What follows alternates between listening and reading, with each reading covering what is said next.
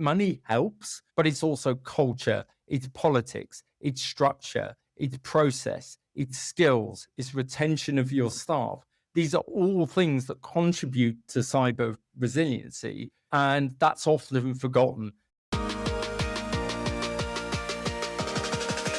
This is Mimecast. Are they completely cyber As a primary target for ransomware campaigns, is security and testing and performance and scalability. Risk and compliance. We can actually automate that. take that data and use it.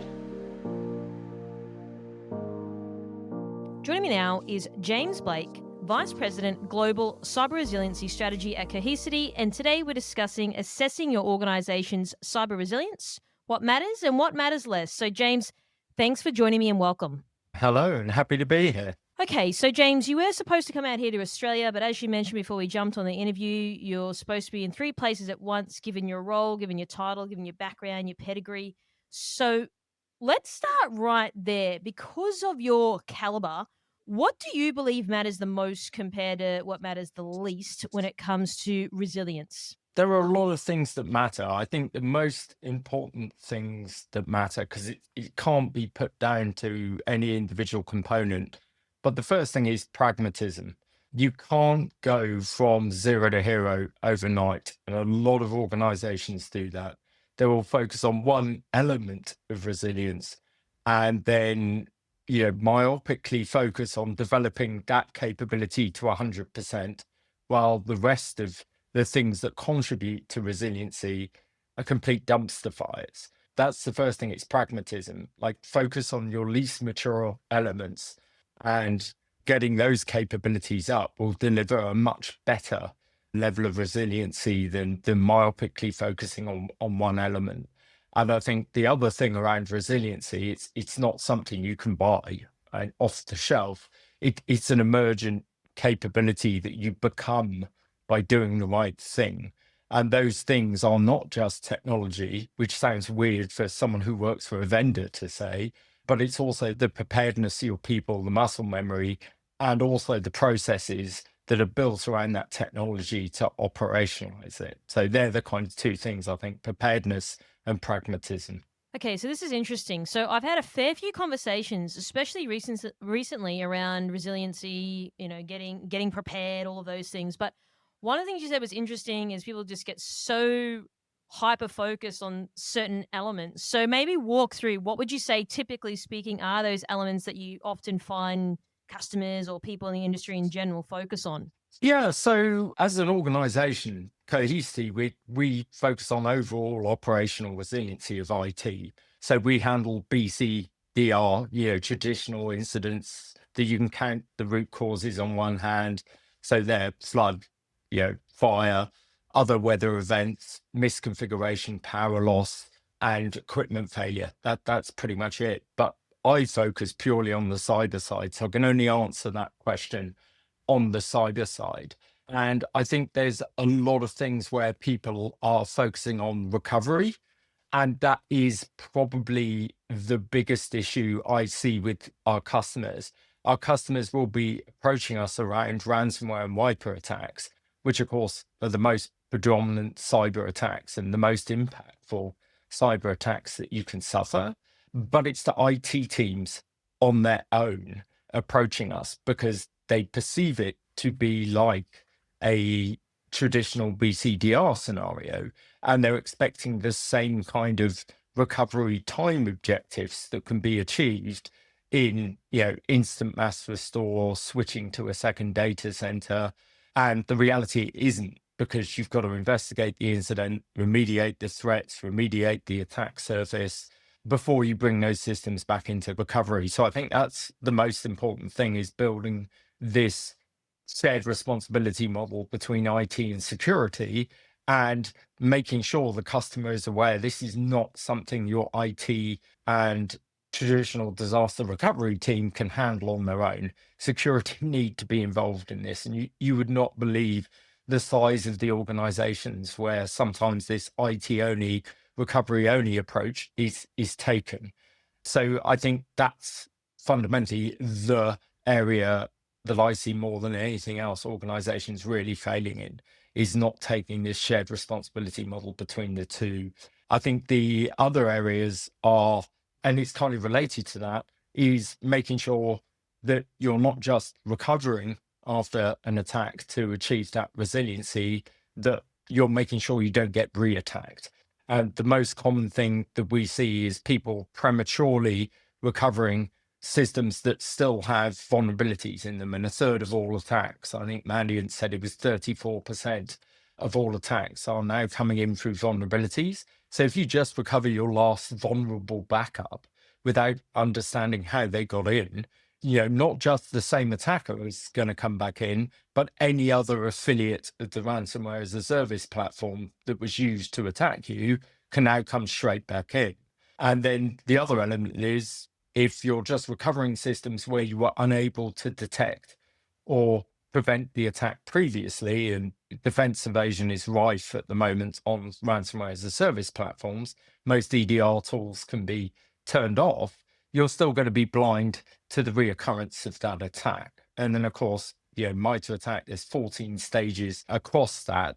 And the adversary is leaving persistence mechanisms and artifacts across all of those different stages. And I think that's misunderstood by people that think ransomware is a Swiss Army knife that does everything, of a malware that does everything from getting in to encrypting your data, whereas the reality is living off the land, identity-based attacks. Some of these things aren't even visible to some security tools that are out there. So I think, they're kind of the areas that I see people mistakenly focus on. And then those elements of defense evasion, the fact that you need to remediate those threats and understand vulnerabilities are the areas of weakness in that overall cyber resiliency chain. Okay, so you mentioned the word preparedness. So many people, vendors, etc., talking about get prepared. We got to be prepared, preparedness. But what's your sort of definition, or how do you see it? Because I feel like sometimes it's an easy thing to say in terms of get prepared, but then what does that actually mean? Yeah, and I think most vendors, you got to remember, I spent 30 years of my life sitting on the other side of the fence, listening to vendor claims and buying products, and then having to spend and invest the time to actually operationalize those products and keep them maintained and integrated. And so a lot of vendors out there will say, well, your preparedness is signing a purchase order. And I'm not a great believer in that. What we should be doing is helping customers achieve cybersecurity best practices. And there's some very well-established frameworks in terms of cyber incident response and recovery that we can go to, whether it's the NIST or FIRST, or we can use the ones from the UK National Cybersecurity Centre, or we can use the SANS 6-step model. What we should be doing is talking about those and where our technology fits in, not talking about our technology and then trying to layer processes on top of the technology. So I spend a large amount of my time talking to customers about how to achieve those best practices with Cohesity, rather than talking about the adoption of Cohesity, just what our features do independently.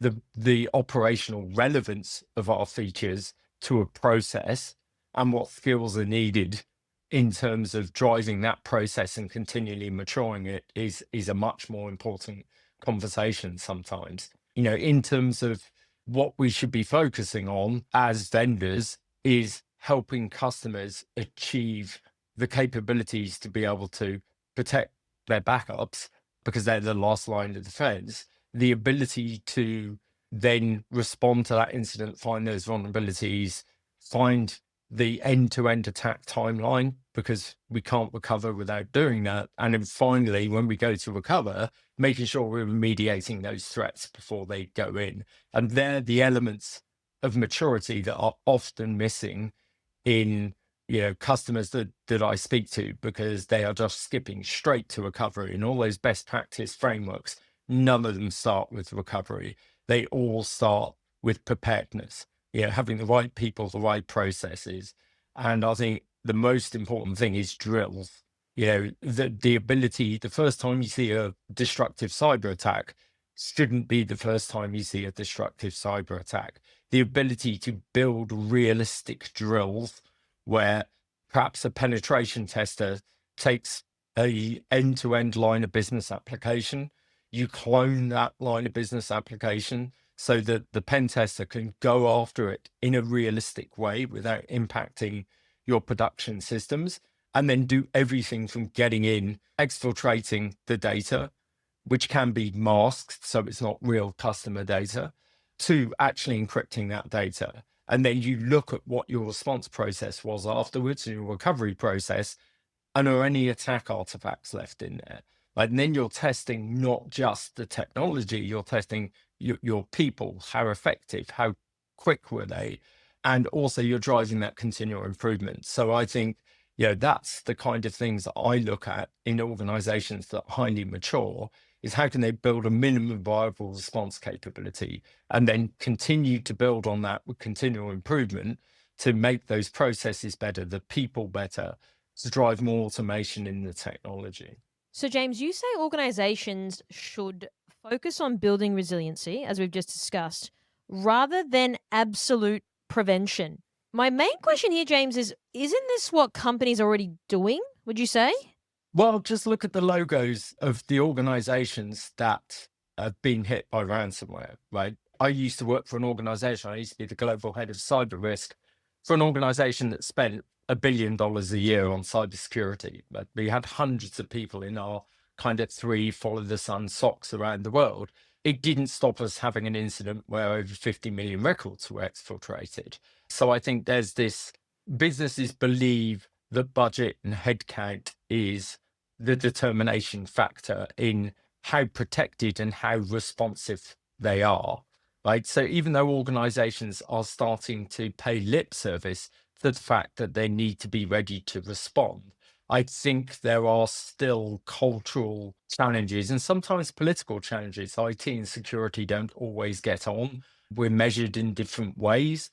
And so these are causing problems in the actual achievable level of cyber resiliency. And I think ransomware especially has focused efforts on building true resiliency, along with some of the operational resiliency regulations that have come in already. I mean, the UK and Europe have pioneered this with things like DORA and the potential regulatory authority requirements, but we're starting to see almost every single country around the world starting to drive at least a baseline level of resiliency that's there. So I don't believe most organizations have done it. And if you look at the spending and the budget that's spent on prevention and detection, and then you just walk around, InfoSec in London or Black Hat or RSA, the amount of vendors that are still promising a silver bullet for prevention and detection, the vast majority of our budgets is still going on that. And then you look at those logos that are getting hit by ransomware, they're also the logos that tend to be case studies for a lot of EDR, XDR vendors, the silver bullets that are out there that promise to be, a one-stop shop for being able to prevent, respond, and recover from incidents. And having spent 30 years, building security operations centers for some of the largest companies in the world, where I'm using 20 and 30 of these silver bullet products, we still had to deal with a large number of incidents. I've dealt with dozens of incidents over the years as a lead responder, and still at Cohesity, we've got a large number of the Fortune and FTSE 100 organizations in the world as customers. We're still dealing with 3 to 4 incidents a month, where we're helping customers recover and respond after incidents, despite the fact that they've got these protective and detective controls that are in place. So the short answer to your question is no. I believe organizations on the whole haven't made that pivot yet, but they're saying they are. And also there's still this over-reliance on technology that is just being easily evaded by the ransomware gangs that are out there in the world. Okay, so there's a couple of things in there that I want to get into a bit more. So you said companies out there ready to respond. Given your 30-year background, everything you said, you're spending $1 billion on cybersecurity per year. Would you say that companies are in a position, generally speaking, that they are ready to respond? On the whole, I think no. Let me kind of qualify that a little. One of the things we do as an organization is we do maturity assessments. So we look at about 56 different elements of people, process, and technology so that when we're advising customers, we can gauge what their baseline is, like where do they sit? And one of the things that we look at are the 5 different stages of incident response and recovery that exist across all those best practice frameworks I talked about earlier. And they are largely, preparedness. How prepared are you for an incident? It then goes into identification, and that covers multiple different stages. So that is alerts going to the right places. Do you have the right alerting logic and capability? Can you do triage to eliminate those false positives? But then also, can you build an incident timeline? Then you look at a containment, like how can you contain an incident? Do you have a clean room environment so that you can investigate without eavesdropping and disruption and reinfecting systems? And are your analysts empowered to pull the plug on networks and systems should they become infected? Or do you have to call the CIO and that delay causes another 5,000 machines to be encrypted? And then finally, we look at eradication, and recovery is only the last stage. And consistently, you will see eradication and containment being the weak spots, right? So identification is normally not deep enough as well. So, regardless of whether the organization is a small and medium enterprise or one of the largest organizations in the world, I've seen always the level of operational maturity in the latter stages of identification, the containment, and the eradication as always being the poorest. And you've got to remember the eradication, typically it's security investigating, because that's their domain expertise, but the actual eradication, the remediation of those threats is largely down to IT, patching systems, removing attack artifacts, restoring configuration files to ones without persistent mechanisms in them, removing malicious accounts and federated authentication providers from SSO configs. So these are all things that we commonly see. Okay, so you mentioned something before around the budget, going around these conferences, seeing all these vendors that predominantly play in the prevention and detection space. Now, I know this may be a bit of a biased question, but would you say that too many companies are focusing the budget in the prevention detection? Now, I'm not saying, hey, it should all be on, business continuity and resiliency and all these things, but do you think that maybe the budget should be spread a little bit more evenly, would you say? Oh, I definitely. And again, having been dropped into organizations that are in the middle of incidents as a retained incident responder, I look at the investments they've made in terms of developing playbooks and also getting security to even understand the data management technology that's in place. It's poor, right? And it's not always about budget. So if you think about a data management solution, for instance, like a Cohesity, we've got a copy of the file systems of systems that have been involved in the attack across the entire incident timeline. That is, from a forensics perspective, that is an incredible resource, giving your incident responders the ability to time travel across the file systems of the systems that have been pivoted through, that have been attacked. But it's not used by the security operations team. You don't have to buy the data management solution. Your IT team are already using it.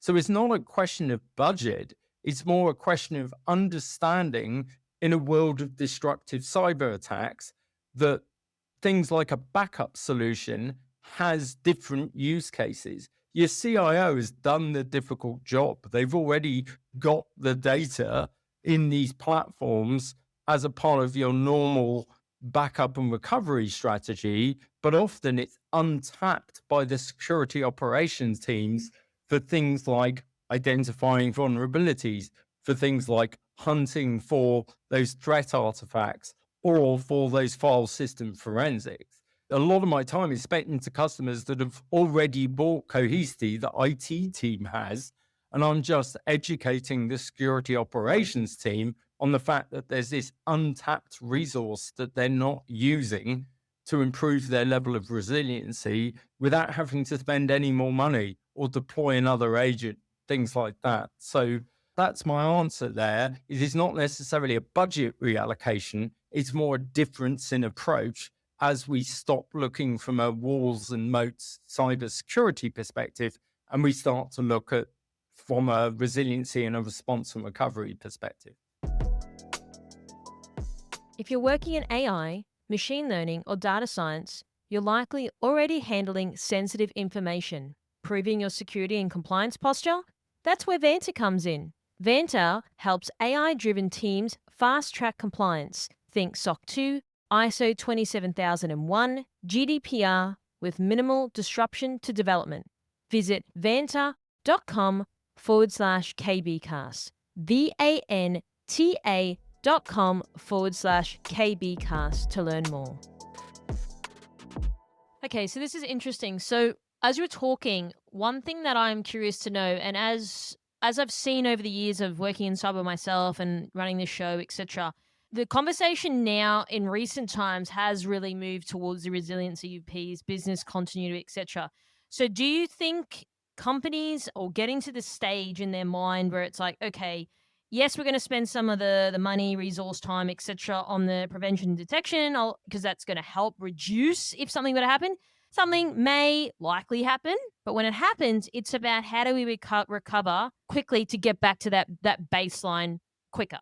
Because if it goes on and on and on, I think there was a report somewhere, it's like 24 days or something, companies were taking to get back to business, which is just way too long in this day and age, and how annoyed customers get very quickly when something doesn't work for even an hour. So is that sort of the mindset, given your global role, that people are in, where it's like, okay, something is just probably going to happen, but we have to be able to recover quickly, because then if we don't, people aren't going to stick around with us, because no one's going to sit there and go, oh, okay, well, I'll wait for 24 days to see that you guys are back up and running. Like, don't you think, James, businesses are going to start going bankrupt? They're going to start losing money. Like, it's just not like the good old days, because there's more competition. People expect more. People complain probably more because they've got the outlets to do that, meaning social media and friends.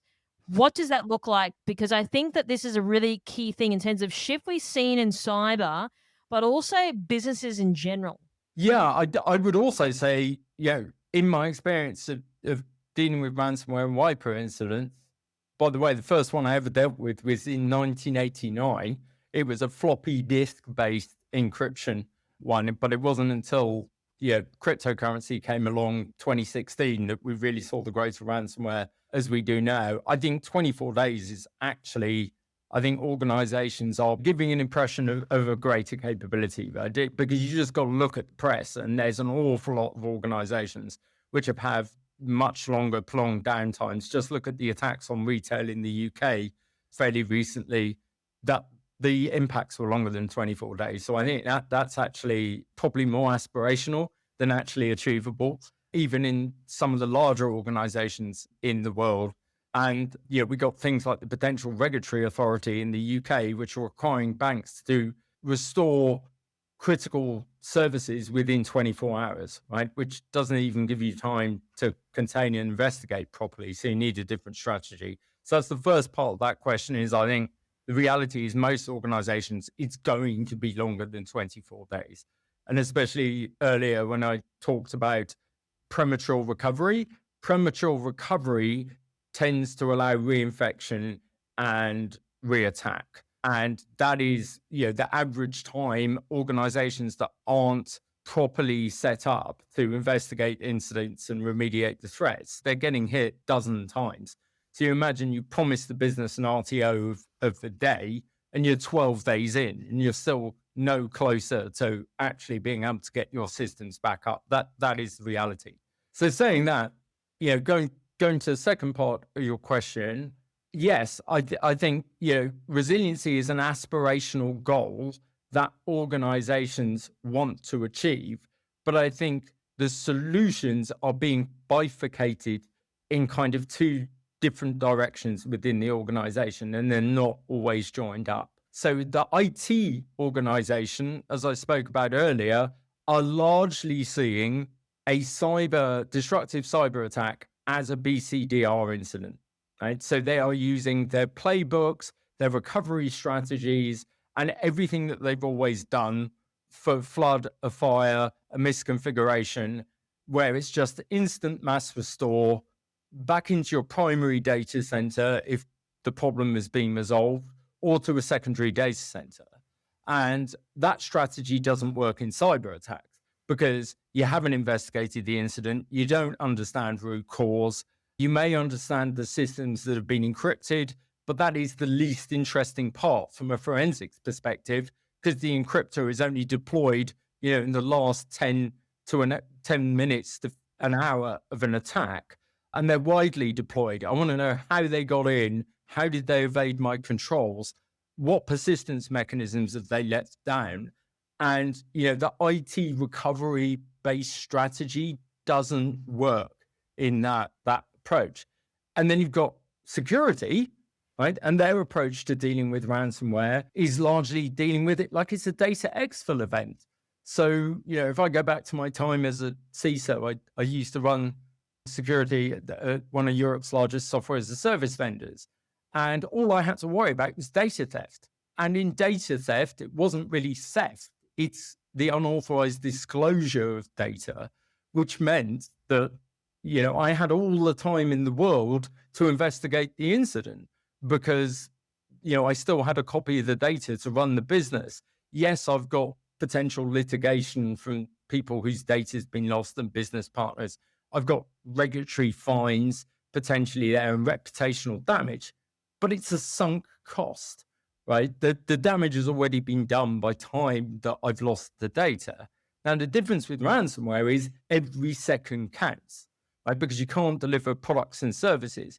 So for years, CISOs and heads of cyber risk and heads of security operation have had the luxury of time in terms of investigating those incidents, remediating the threats, because the damage has already been done. If your data has been stolen once, if it gets stolen again, it's already on the dark web. It's already out there. The cost is kind of incremental.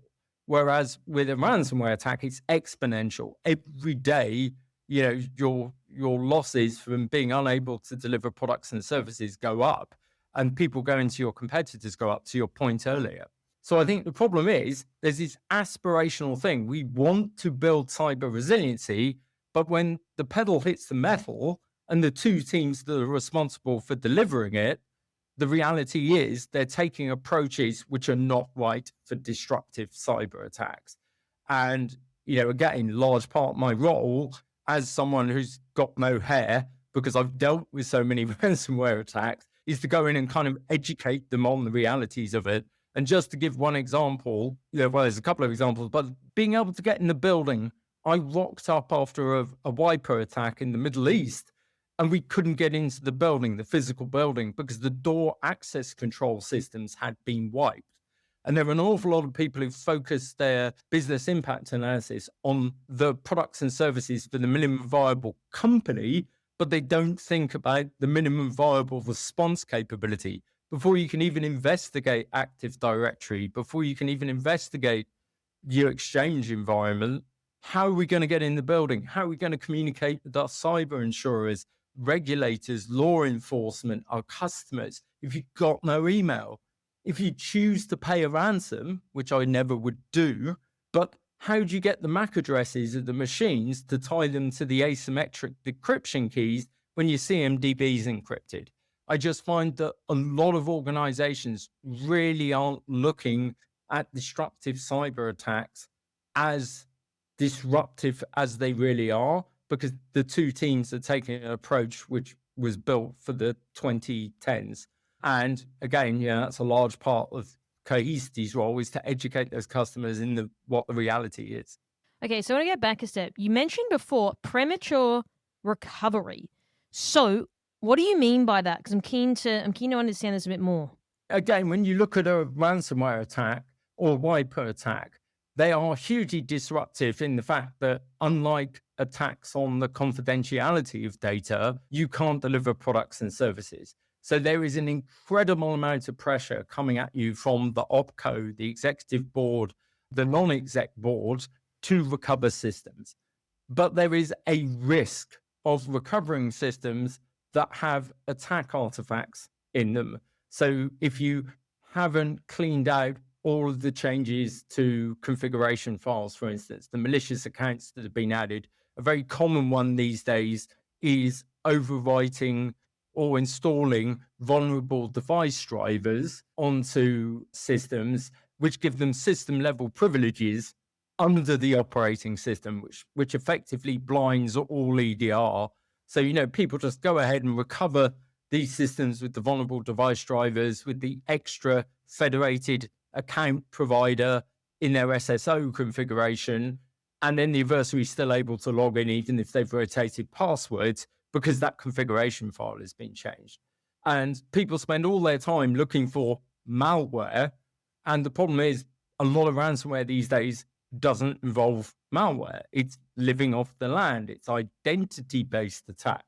So again, these approaches are quite immature in understanding how the attack has manifested itself. And until you can understand how that attack has happened, you can't remediate the threats or reduce the attack surface.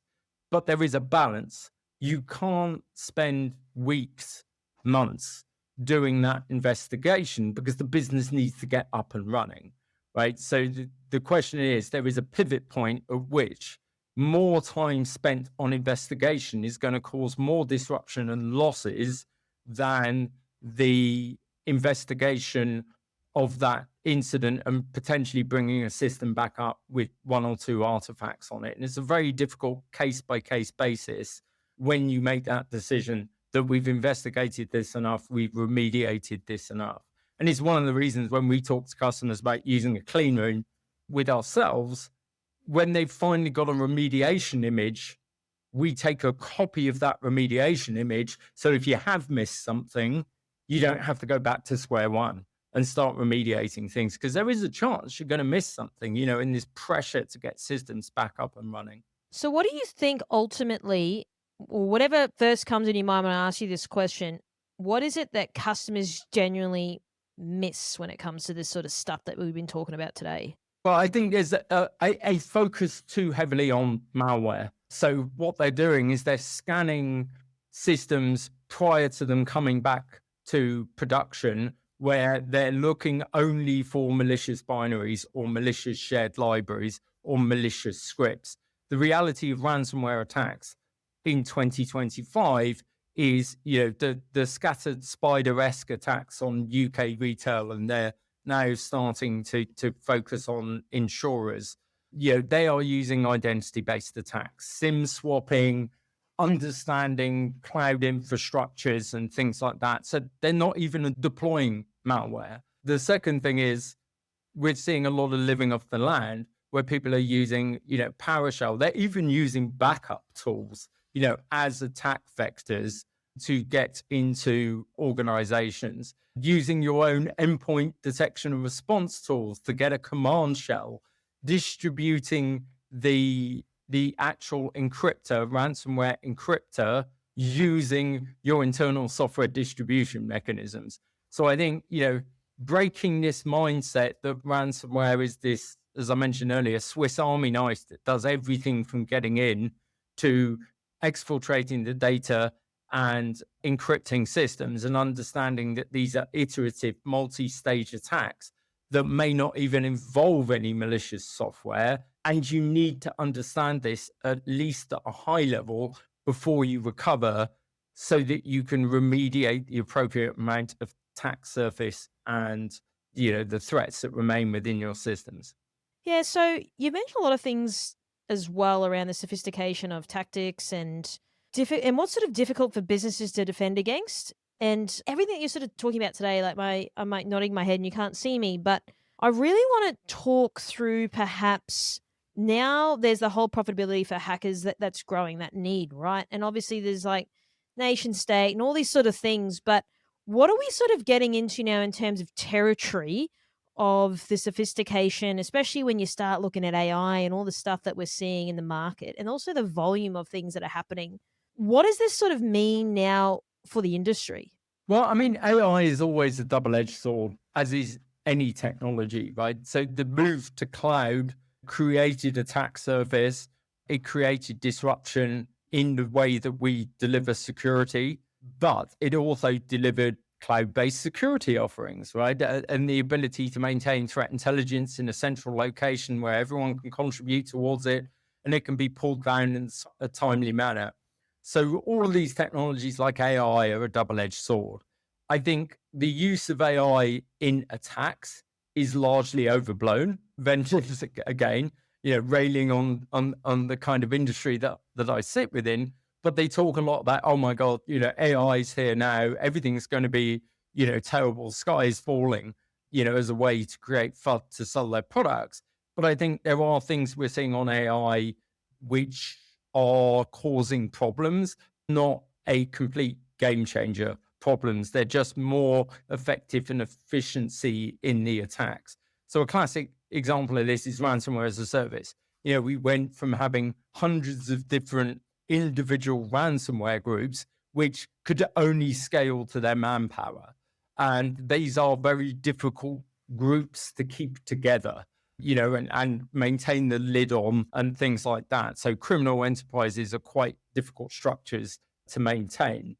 And so we saw them pivot from being groups with the technical expertise and the manpower to conduct the attack to ransomware as a service platforms, where those technical experts now built what is effectively a software as a service platform to do everything from gaining initial access to, holding the recipient areas where we collect the exfiltrated data, to having the leak site where we can show the customer and manage I say customer, the victim, stuff we've stolen from them and handle the negotiation. So that pivot, followed software as a service. They've followed that model. And with AI, we're starting to see things like the weaponization of vulnerabilities happen much quicker. So, it used to be phishing was predominantly the way that ransomware had its initial stages. We'd either capture valid credentials, or we would have a malicious link or a malicious attachment that the user clicked on. But we've seen a pivot now to, 34% of attacks are now targeting vulnerability on internet edge systems. And they are weaponizing those vulnerabilities by using AI to reverse engineer the patches to identify the vulnerabilities that patches are, remediating. So what we got now is things like Microsoft Patch Tuesday, and you have Exploit Saturday. It's taken them 5 days with these AI tools to be able to work out exactly what the vulnerability is, craft an exploit, deploy it on their RAS platform. Now you've got hundreds and thousands of affiliates within 5 days that can gain initial access through that vulnerability. Now, I don't know many organizations in the world that can patch in 5 days. So, it's an unwinnable battle. Right? And then the other use of AI, obviously, the fairly obvious one, is in natural language processing and the quality of phishing laws. They've got much better. You don't see any generic phishing education platform now talking about look for misspellings, look for things like that in emails, because they don't exist anymore. I've seen sentiment analysis and profiling of someone's LinkedIn profiles and their posts on there to build and craft a business email compromise attack that uses exactly the same words and tone as a senior executive within a company. They're going to that level of sophistication in making sure these laws are being clicked on and things like that. So, I think it's cat and mouse, always has been. 30 years I've been doing this. Adversary takes one step forward, we take one step forward. Our IT takes one step forward, the adversary takes advantage of that IT change in their own business models, and then we catch up. And it's what makes cybersecurity exciting and a great place to be.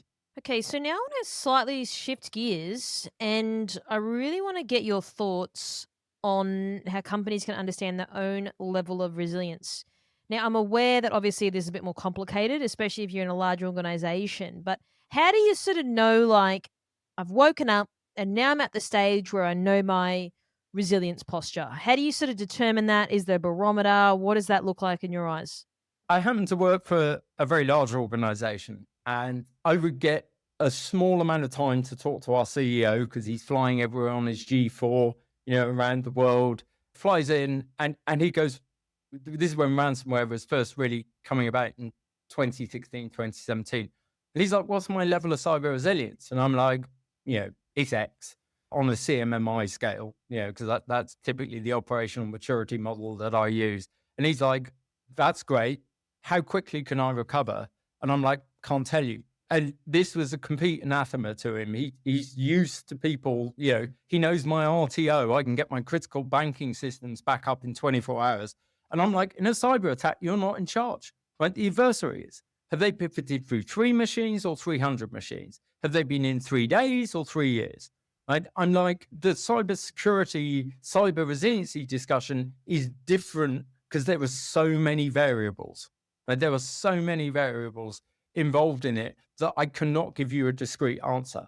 I can tell you by building our processes, our people, and our technology, and integrating and operationalizing and automating, I can make it as small as possible. But the one thing I can't give you is a definitive answer, right?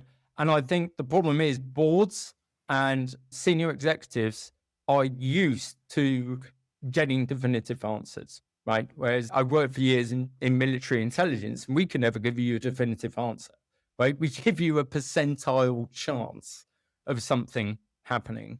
And it's the same thing in terms of recovery.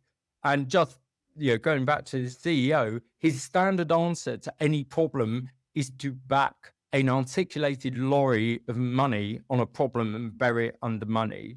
And I'm like, this is not something you can spend your way out of, right? Money helps, but it's also culture, it's politics, it's structure, it's process, it's skills, it's retention of your staff. These are all things that contribute to cyber resiliency, and that's often forgotten. So this is, you need someone who's a heavy hitter in your organization who can talk to the C-level executives and give them a reality check, because it's really important that they're prepared, because otherwise what will happen is you will have an incident and they will expect systems to be up within 24 hours, or whatever RTO you've promised for flood and fire, and they will force you to do that in a cyber incident.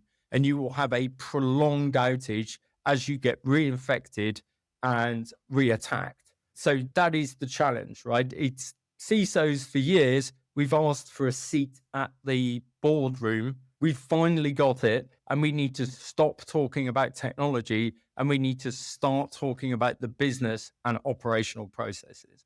Yeah, this is interesting. Okay, so all right, quick question. You said the CEO just wants a definitive answer. Now, I get that because they've probably got 10 different people that report to them in finance and HR. They just want the quick answer. So I kind of get that.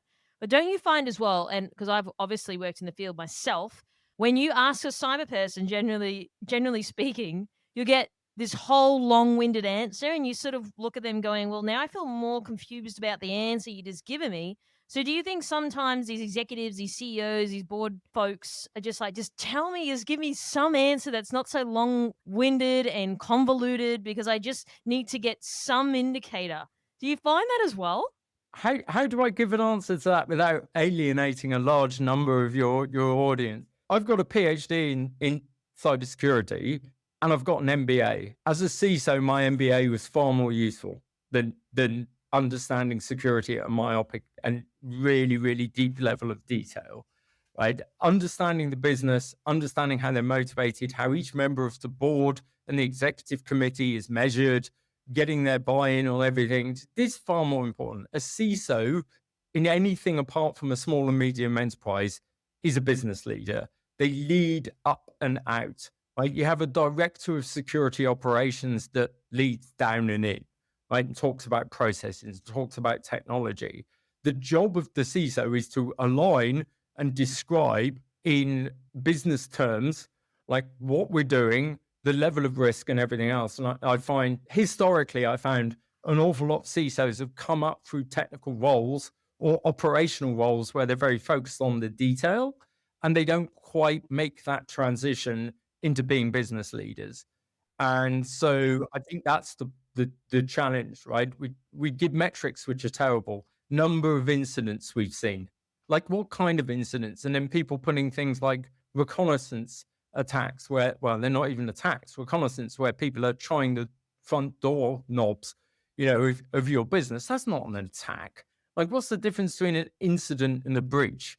And all of these terms are very amorphous, and we use it to scare the business into giving us budget through fear, uncertainty, and doubt. Whereas we really should be, and this is why I love the way we're pivoting to operational resiliency, we should be a value center for the business. And why do cars have brakes? Cars have brakes so you can drive faster, not so you can stop.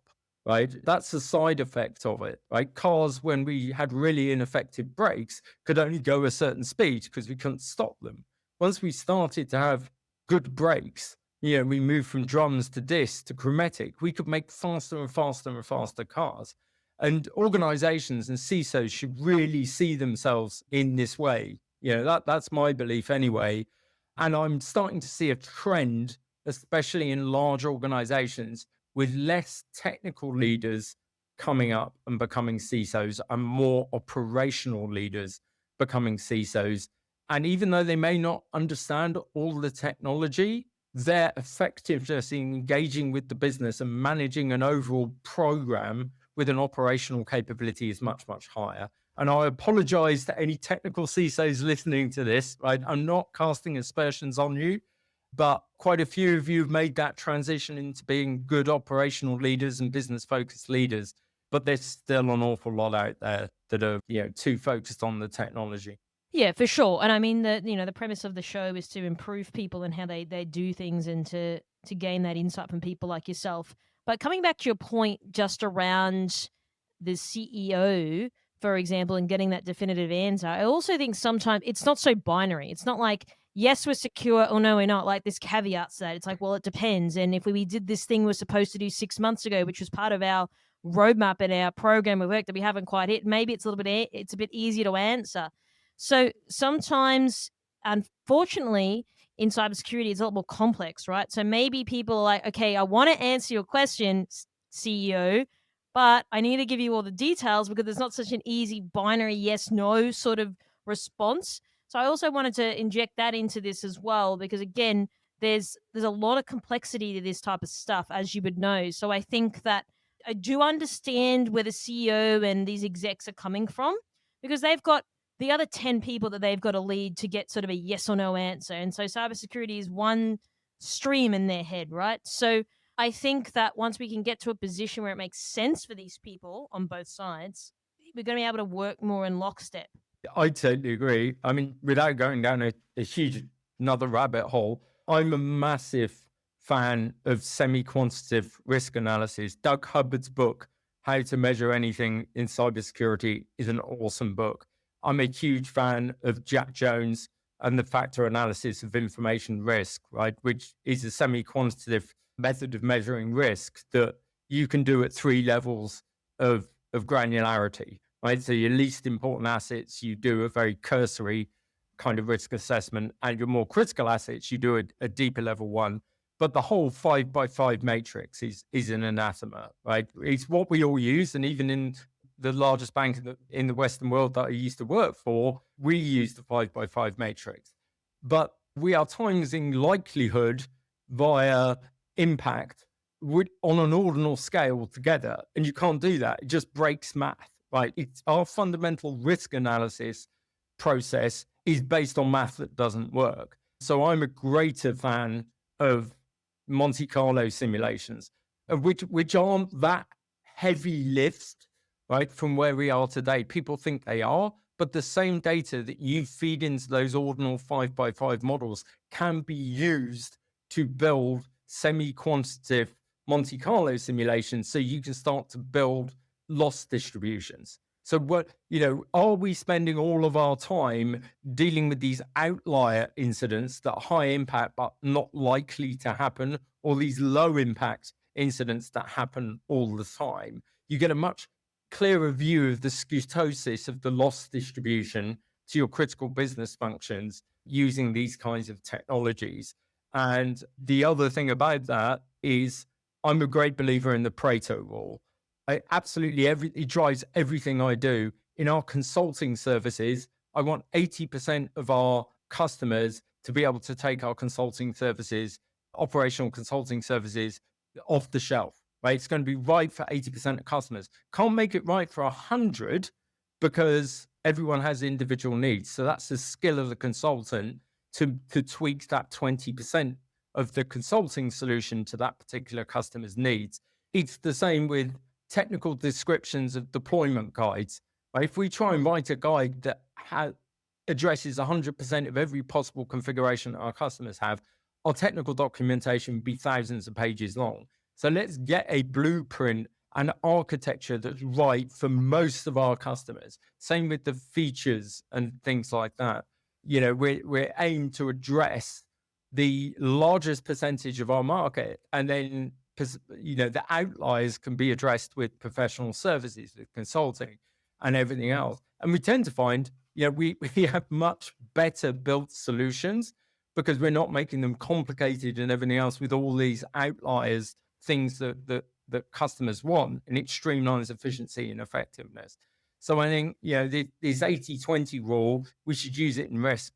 The things you should address first is where 80% of the risk exists. And when you start to overlay threat loss distributions, you tend to find that is a core number of things that you need to deploy to achieve resiliency. Things like strong authentication, segmentation. They're all easy things to say and very hard things to do, but they're the things that really deliver value. And the only other thing I just wanted to say about building cyber resiliency, and I spend a lot of time building roadmaps for customers about what they should do now, 6 months, 12 months, and 24 months, is pragmatism. Don't myopically focus on one link in the chain and get that perfect.